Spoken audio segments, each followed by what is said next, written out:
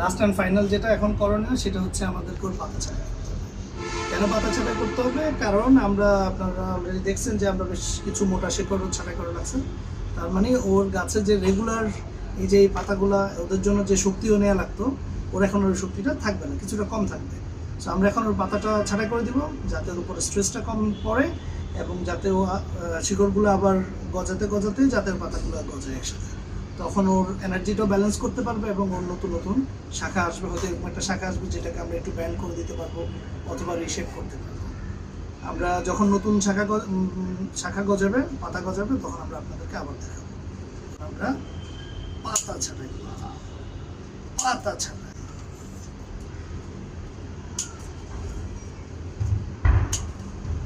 Sorry, I had to do this.